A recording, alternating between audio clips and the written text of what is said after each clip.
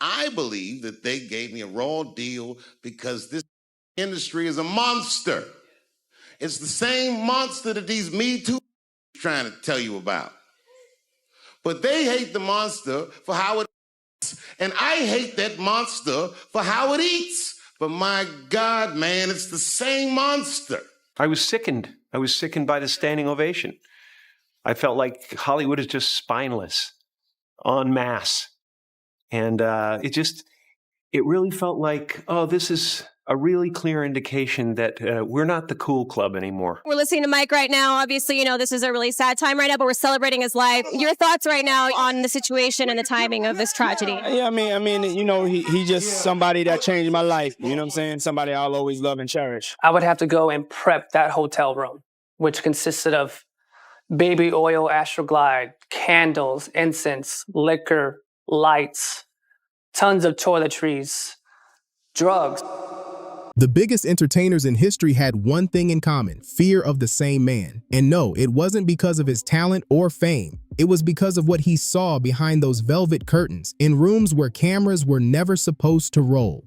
Michael Jackson didn't just moonwalk across stages. He slid straight into Hollywood's darkest corners, picking up whispers sharp enough to bring empires crashing down while others played along with the system. Michael didn't just bend the rules, he held the entire rule book hostage. His Neverland wasn't just a playground, it was a fortress stacked with secrets and leverage. And now, two comedians who broke free from the grip of the machine have spilled the truth about why some of the most powerful figures in entertainment shook when his name came up. But before you can understand why Michael Jackson was the nightmare of Hollywood's elite, you've got to see what happens to anyone who refuses to play by their rules. Dave Chappelle became the canary in the coal mine, the first major star brave enough to pull back the curtain on how the system really works. His story laid out the blueprint of control, manipulation, and punishment, showing exactly why Michael Jackson's refusal to bow made him the ultimate danger to the machine. On the surface, the story was simple. Dave had a meltdown. He turned down $50 million. He vanished to Africa, and the headlines screamed that he was unstable, unreliable, even crazy. But the truth the public never heard was chilling. Dave wasn't running from success. He was running from the same machine that closed in on Michael Jackson and swallowed him whole. You're not supposed to do this in my business. I'm up here doing something that nobody else in this business has the balls to do. I'm telling you something that you need to know. I'm trying to explain to you what you're seeing. You don't understand what you're seeing. I am publicly flogging a network. And I know that this network, they watching me and they saying, why are you doing this so publicly? Doesn't feel good to be flogged publicly. Oh, believe me, I know. I know exactly how that feels. When I quit my show, they said I was crazy. What was crazy about it? I just didn't want to do it anymore. They said I smoked crack. That's impossible. I was a devout Muslim. I didn't smoke or drink. But I do now because you ruined my life. The industry's strike against Dave wasn't some random hit. It was a calculated takedown, a full-on blueprint of destruction, carefully staged to scare off anyone daring enough to pull the curtain back. When Dave says, "You are not allowed to do that publicly," he's not just venting, he's exposing the hidden code, the silent contract every major name is expected to follow. And that same unwritten rule, Michael Jackson shattered it every single time he spoke his truth, every time he refused to play along or bow down to the machine. Here's where it all snaps into focus. The patterns line up like dominoes. Dave's clash with Oprah isn't just an isolated story. It mirrors the exact pressure Michael faced. Watch closely how Oprah treats the truth tellers, and you'll see the same playbook Hollywood tried to use on Michael. Only this time, she couldn't control the king of pop. I'm glad you're here. Everybody wants to know, why'd you walk away from $50 million? I wasn't walking away from the money. I was walking away from the circumstances with the newfound plateau. Yeah. It was completely outside of my frame of reference. I've been in show business since I was 14. I've heard the stories, seen these kinds of things play out in front of me. I mean, you see it before. Look, Mariah Carey made a $100 million deal, and 3 months later, she's all of a sudden mysteriously crazy. Or Martin Lawrence punches through and he's waving a gun on the street screaming, "They're trying to kill me." Yeah. Yeah, we hear those stories. And it always happens around the time in their career where it seems as though they're crossing over the next plateau. Yeah. It's incredibly stressful. Yeah. And I felt like in a lot of instances, I was deliberately being put through stress because, when you're a guy that generates money, Yeah. people have a vested interest in controlling it. Look at Oprah's playbook. Interrupt, redirect, pathologize. Every time Dave tries to break down his real concerns about how the industry operates, she swoops in and spins it like he's unstable instead of listening. It's a slick move, but it's not new. This is the exact strategy she used on Michael Jackson for years, turning resistance into issues instead of exposing what's really going on. She couldn't fit Dave's truth into a neat little package, just like she couldn't package Michael's refusal to bow down to the system. The public was fed a simple story. Dave bolted to Africa out of paranoia. The half-truth, he needed distance to think. But the real story, Dave saw exactly what Michael Jackson had endured his whole career. The machine doesn't just want your talent, it wants your soul, your peace, your silence. And Dave's escape to Africa wasn't random at all. It mirrors Michael's retreat to Neverland. Both men built sanctuaries far from Hollywood's reach, and both got branded as eccentric, unstable, disconnected from reality. But what if their so-called madness wasn't madness at all? What if it was the only way to protect their minds in a system designed to crush them? And Dave wasn't just looking at his own situation. His breakdown of Martin Lawrence's experience cracked the mask wide open. The public was spoon-fed the story that Martin had a breakdown, but Dave started asking the real questions nobody in the industry wants asked. How do you feel about him as a person, as an artist? Martin Lawrence is the guy that showed everybody you can make it from D.C. to Hollywood. And I had a personal stake in his success. Every time he did something, it made me feel inspired and really good. And he was always real nice to me. He'd sit me down, "What's going on with you, baby boy? What? We'd talk about comedy, whatever." And, when we did Blue Streak, we were promoting it, and Martin had a stroke. He almost died.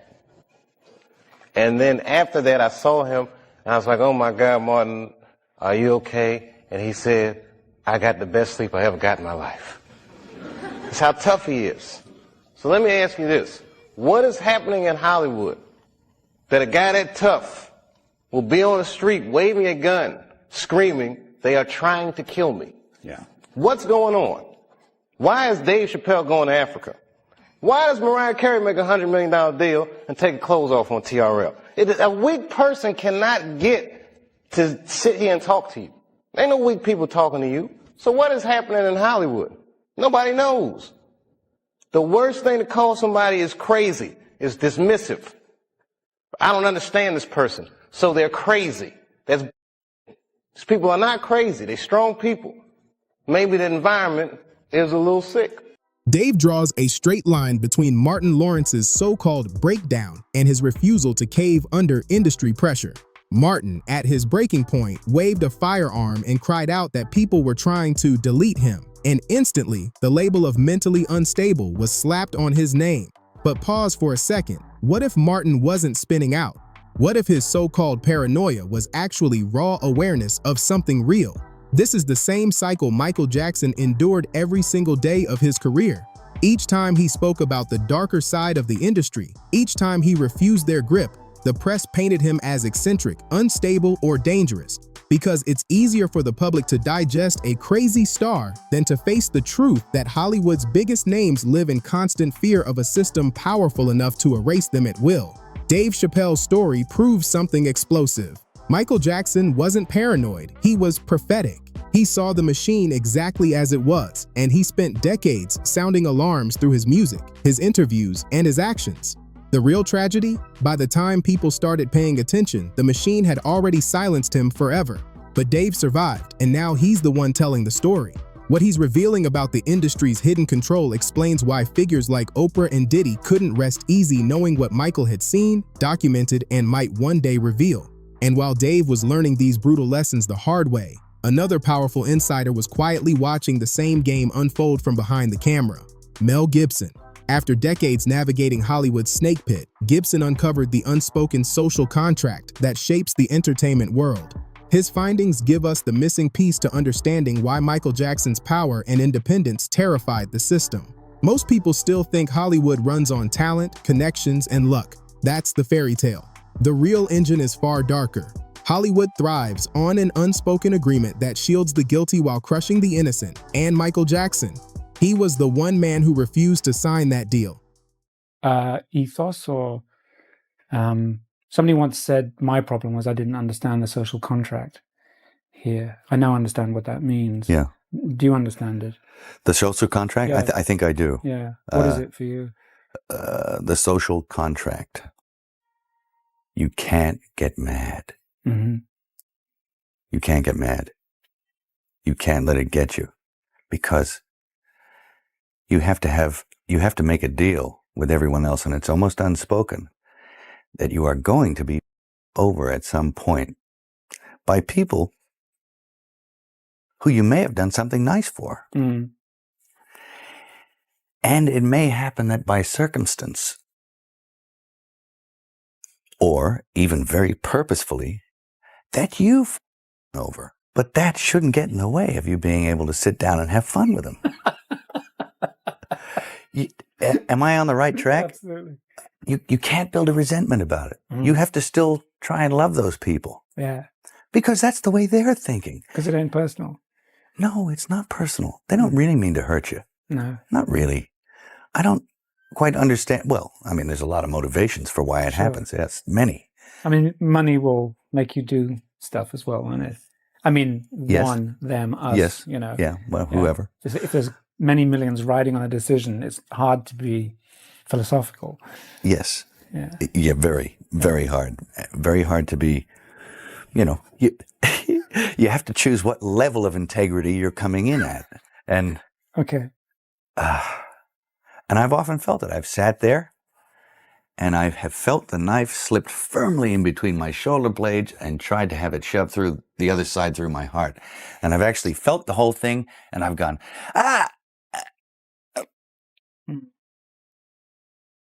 wait till next week, or I'll think you fucking, and you'll resent it for a little while, then you have to let it go. Otherwise you'll eat yourself alive.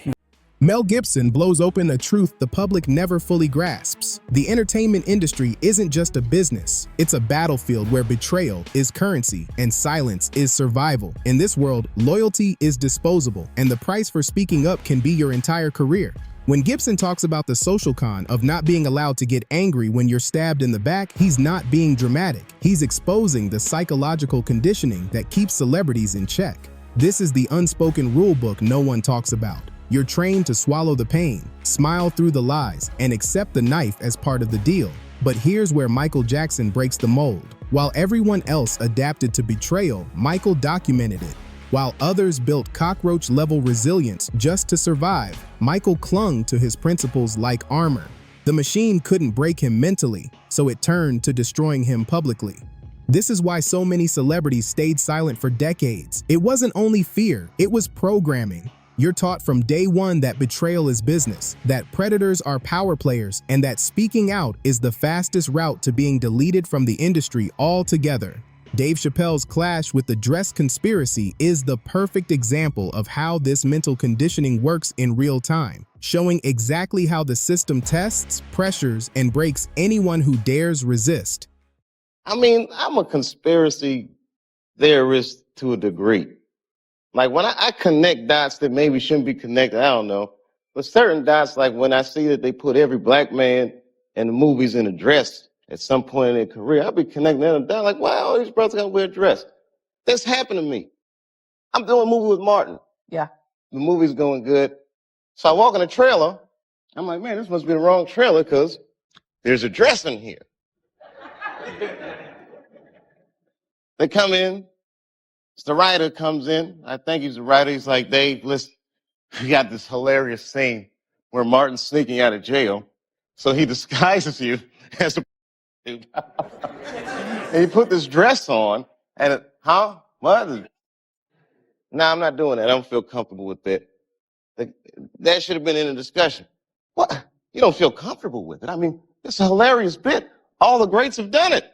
So, well, if all the greats have done it, it's kind of hacky, right? You're right. So why don't we just not do it? Because I don't feel comfortable wearing a dress. Oh, come on, Dave, listen, we got it all set up. We're supposed to shoot. Every minute you waste costs this much money. You know, the pressure comes in. Huh. He said, I'm not wearing no dress, man. I'm funnier than a dress. Just give me something funny to say. I don't need to wear no dress to be funny. What am I, Milton Berle? You know, we're going like this. And then finally he's like, and he leaves. And then like the director comes, Dave, it really would be great if you wear the dress. What is wrong? What is this, Brokeback Mountain in here? So, you know, wear the dress. I don't want to wear the dress. I want to wear this dress. You know what I mean? This is, oh gosh, this guy's so difficult. They leave. Now the producers comes, come on, David would be so great. I mean, and then I started thinking about it. All the comics that I've seen, man, you know, strong brothers, why they be putting us in these dresses? But the minute it was clear, I was adamant, I'm not wearing a dress. I'm not wearing the dress. All right, fine. Think of something else. Guy comes back 10 minutes later, the whole new scene. Hot damn, how did you write the scene so fast? You know, it's like, so you gotta take a stand. You've got to take a stand. And Michael Jackson did just that. He witnessed decades of manipulation, watching in real time how fast the industry could flip a switch and destroy a reputation. Unlike Dave, who at least had the option to disappear to Africa, Michael lived under an endless microscope with no escape. And when the machine decided to go after him, they used their usual playbook, praised the talent while quietly tearing apart the man. They flipped his eccentricity into instability, turned his privacy into guilt, and packaged his mystery as a problem. But Michael wasn't playing their game. He was playing chess while they played checkers. Behind the scenes, he was documenting, gathering leverage, and holding evidence that could have cracked the whole empire wide open.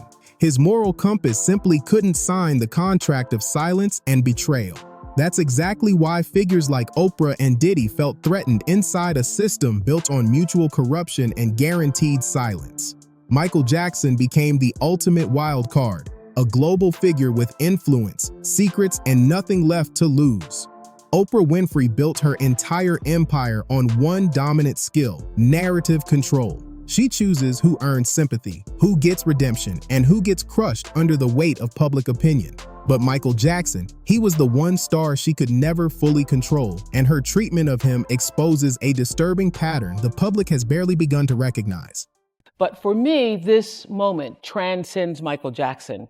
It is much bigger than any one person. Oprah Winfrey opened up about her decision to speak to Michael Jackson's accusers for her After Neverland special when she stopped by The Daily Show on Wednesday night. Last month, Winfrey made headlines when she sat down with Michael Jackson accusers for Oprah Winfrey Presents After Neverland, which aired on HBO following the explosive documentary about the singer titled Leaving Neverland. If they ever found out what we were doing, he and I would go to jail. Winfrey said of her decision to do the special, "I haven't had that much hateration since I did the puppy episode with Ellen DeGeneres, aka the episode in which DeGeneres came out as gay." The talk show host continued, "But when I saw that documentary, I realized that a lot of people are going to be triggered by watching it, and a lot of people will not understand what the pattern is." Winfrey explained, "People call it manipulation, but there is a big seducing that goes on, and that was important enough for me to take the hateration for." The timing wasn't an accident, it was a calculated strike. Oprah gave a massive platform to Michael Jackson's accusers at the exact moment he could no longer defend himself, yet stayed silent when Harvey Weinstein's victims needed a voice while he was still powerful. That contrast speaks volumes. This wasn't hard-hitting journalism. It was a carefully crafted move of strategic character destruction designed to control public perception while protecting the real power players. Who's, even though we're on a cruise, is watching all the newses and reading all the newspapers. And she said, "Something's happened to Michael. I don't think it's good." And it scared me because in 1998, I think that was the year, I was in another hotel room. Gail was in, and Gail called and said, "Something's happened to Princess Diana. I don't think it's good." So when I heard that, immediately I thought, oh my God, could it be? And so we were all stunned. And did you ever consider going to either the memorial service or the funeral? No, I did not consider going to the memorial service or the funeral because I did not consider myself to be a friend of his. And I didn't want to be one of those people showing up just because it's Michael Jackson. So no, I didn't, because I was not a friend. I was someone who had interviewed him and at the time really had a lot of compassion for him. Mm-hmm. And those feelings about him changed over the years? The feelings didn't change. In terms of my sense of compassion for him, what I felt was a sense of sadness. Mm-hmm. I never knew, what the truth was. When Michael passed, Oprah didn't just step back. She bolted. She suddenly claimed they weren't really friends, even though she'd interviewed him multiple times, visited Neverland, and publicly supported him in front of millions. That kind of sudden denial wasn't just awkward. It exposed the fear of being tied to someone who died before she could neutralize his influence. The timing of her retreat says everything, and the pattern gets even sharper when you look at Oprah's other connections with powerful men. The same script of cozying up when it's beneficial, then vanishing when the risk of exposure becomes too great. Each move feels less like coincidence and more like a calculated survival tactic in an industry built on image and control. So back in 2007, Oprah Winfrey thought it would be a good idea to open up a boarding school in South Africa. She was inspired by Nelson Mandela and made a promise to him that she was going to create this school. The academy is called Leadership Academy for Girls. Actually, the government of South Africa was against Oprah opening this school because it's an extremely expensive place and the population there is extremely poor. But yet she opens this school and it's got salons in it, it's got gyms in it. I mean, some people think that this was a place for kids to be human trafficked because they would go and get them ready there for sale. And honestly, we don't need to talk about that conspiracy, but we need to talk about the scandals that have gone down at this school. These are my girls. These are my girls.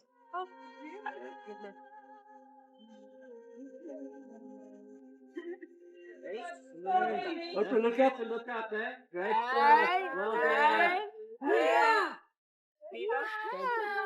So Oprah built this $40 million school in South Africa, and they had 152 students attend. Oprah actually handpicked the 152 students who attended her school, but it wasn't long until some of these students were being harmed by one of the employees of the school. Her name is Virginia, and she was 27 years old at the time, and she was charged with 13 counts of getting inappropriate with the kids. Virginia got physical with at least 6 students aged 13 to 15. So these students were handpicked by Oprah to go and live at this academy, and one of these employees who is managing the dorm is physically touching them and doing things to them and harming them. This was a bad look for South Africa because they have had a problem with children being harmed at school by these employees. But ultimately, Oprah put them in this situation to be harmed by this employee. That wasn't the only scandal that came out of Oprah's school, because ever since it's been open, there's been scandal after scandal. Less than 2 years later, there was another incident where some students were getting physical with each other, and there was a 15-year-old who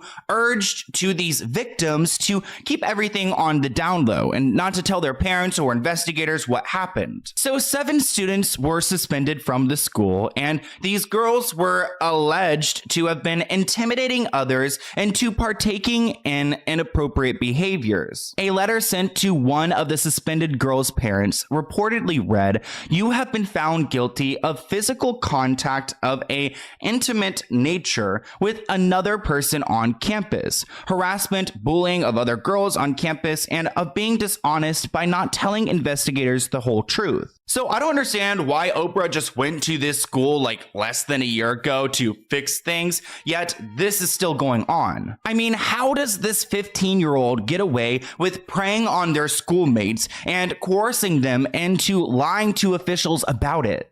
Oprah's own empire wasn't spotless. Her African school was rocked by multiple mistreatment scandals, yet she walked away without facing any serious consequences. The media barely pressed her, and her reputation stayed polished.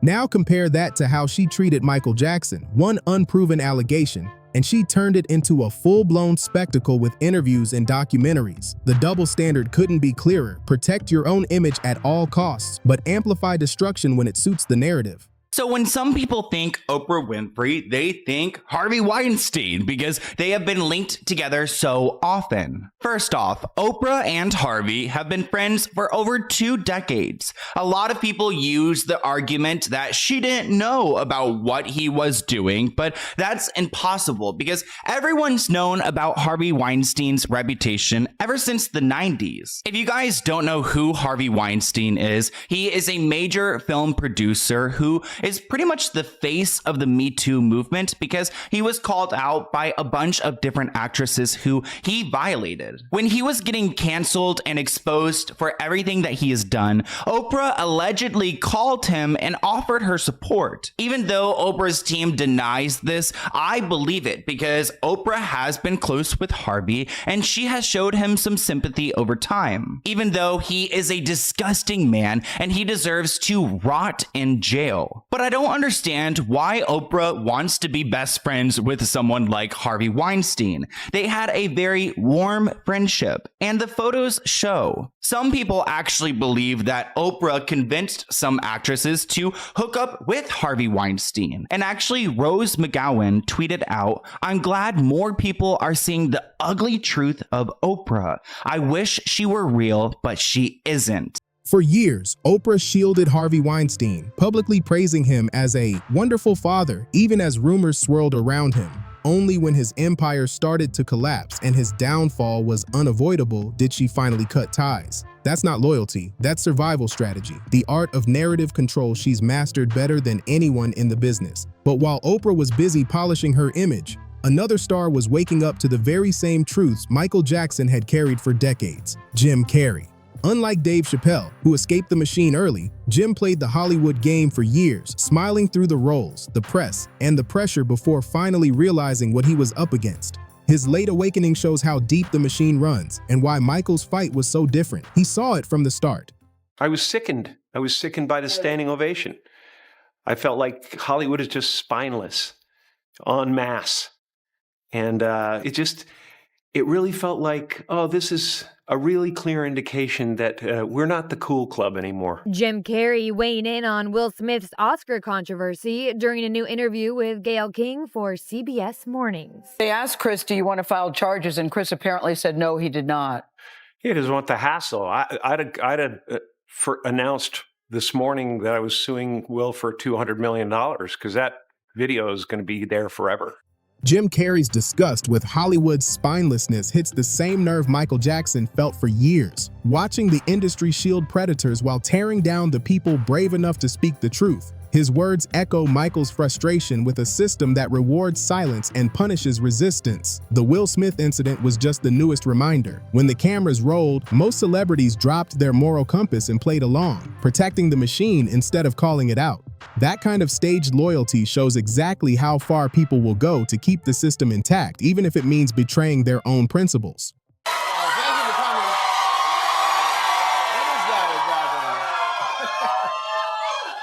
Is that a gang sign? Have you, Oh, like you don't know what it is. You don't know what that is. I have no idea. Well, you don't know. Jimmy Fallon doesn't know. David Letterman doesn't know. We don't know. All the comics and show business don't know what this is. Right? Yeah. What is it? Come on, Jimmy. Seriously, the time is up. People are hip to this kind of stuff.